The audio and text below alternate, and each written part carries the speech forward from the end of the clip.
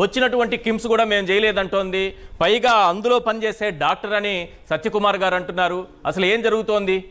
Sir, అవినీతి బాబు సర్కార్ దోచుకో, divert చేసుకొని దాచుకో స్కీమ్ సార్ ఇది. ఎందుకంటే సార్ 18 నెలల్లో బాబు సర్కార్ దోచుకున్నటువంటి అవినీతి సొమ్ముని డైవర్ట్ చేసి మళ్ళీ ఇలా ప్రైవేట్ మెడికల్ కాలేజ్ రూపంలో తన బినామీల ద్వారా ఇన్వెస్ట్మెంట్ చేసి డబుల్ నోటిఫిటీకి తెరలేపిన వైనం సార్ ఇది. రాష్ట్ర వ్యాప్తంగా చర్చ జరగాలి సార్. సార్ ఒక విషయం సార్, ఏదైతే టైమ్స్ ఆఫ్ ఇండియాలో ఒక రోజు కథనం వచ్చింది సార్, నేను చదివాను. అసలు ఏంటి పీపీపీ విధానంలో ఏం జరుగుతుంది, టెండర్ గైడ్ లైన్స్ ఏంటి అనేసి. దాన్ని చదివితే కనీసం 10 సంవత్సరాలు 420 బెడ్లు ఆపరేట్ చేసినటువంటి సంస్థ ఉండాలి. లేకపోతే 2 హాస్పిటల్, ఒక్కొక్క హాస్పిటల్లో 220 బెడ్ల లెక్కన ఆపరేట్ చేసినటువంటి ఏదైతే సంస్థకి మేము టెండర్ ఇస్తామని చెప్పేసి గైడ్ లైన్స్ పెట్టారు సార్.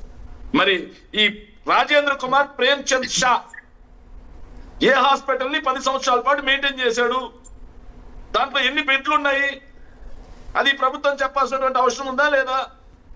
నెక్స్ట్ ఇంకో పాయింట్ కూడా ఉంది సార్. 5 సంవత్సరాల పాటు కనీసం 100 మెడికల్ సీట్లతోటి మెడికల్ కాలేజ్ నడిపినటువంటి అనుభవం ఖచ్చితంగా ఉండాల్సిందే అని చెప్పేసి టెండర్ గైడ్ లైన్స్ లో పెట్టారు. నేను అడుగుతున్నాను సార్, ఈ రాజేంద్ర కుమార్ ప్రేమ్చంద్ షా అనే అతను ఏ మెడికల్ కాలేజీలు నడిపించాడు? ఈ రాజేంద్ర కుమార్ ప్రేమ్చంద్ షా అనే అతను ఏ హాస్పిటల్స్ నడిపించాడు 10 ఏళ్ల పాటు? ఇది దోపిడీ కాదా? ఇది ఏదైతే బినామీలకు దోచి పెట్టడం కాదా? ఇది అవినీతి కాదా? నేను అడుగుతున్నాను సార్. టెండర్ గైడ్ లైన్స్ ను వైలేట్ చేసి అవినీతి కాదా? ఎక్కడైనా సార్ టెండర్లు ఎలా ఉంటుందంటే ఒక్క బిడ్డర్కైనా పాల్గొంటే టెండర్ ని క్యాన్సిల్ చేస్తారు సార్. అవును. కానీ మన రాష్ట్రం దౌర్భాగ్యం ఏంటంటే సార్, ఎకరాకి 100 రూపాయలు లీజుకి అందిస్తున్నారండి సార్. వీళ్ళకి ఈ దోపిడీ ఏ స్థాయిలో ఉందో చూడండి సార్.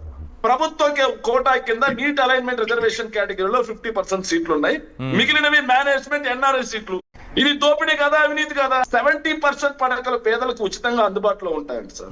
మిగిలిన 30% గవర్నమెంట్ హాస్పిటల్లో వైద్యాన్ని అమ్మేస్తా ఉన్నారా?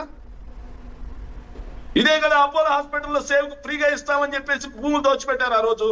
ఈ రోజు హైదరాబాద్ అపోలో హాస్పిటల్లో ఫ్రీగా ఏ ఒక్కరికైనా ట్రీట్మెంట్ జరుగుతా ఉందా సార్? ఈ సత్యకుమార్ అనే అతను చెప్పాడు కదా సార్ అవినీతి జరగలేదని. మరి ఈ టెండర్ గైడ్ లైన్స్ ను వైలేట్ చేసి ఏ ప్రాతిపదికన రాజేంద్ర కుమార్ ప్రేమ్చంద్ షా అనే అతనికి వీళ్ళు అప్పచెప్పారు? నిన్న క్రిస్మస్ సందర్భంగా అత్యద్భుతమైన అబద్ధం రాశారు సార్. ఆదోని మెడికల్ కాలేజ్ నిర్మాణానికి ముందుకొచ్చిన కిమ్స్ కు ఆమోదం, వెంటనే వాళ్ళకి అన్ని అప్పచెప్పాలని, వైబిలిటీ గ్యాప్ ఫండ్ సహా ఇతర ప్రోత్సాహకాలు ఇవ్వాలని ముఖ్యమంత్రి చంద్రబాబు నాయుడు గారు ఆదేశం. మరి కిమ్స్ ఈ రోజు ఏమైపోయింది?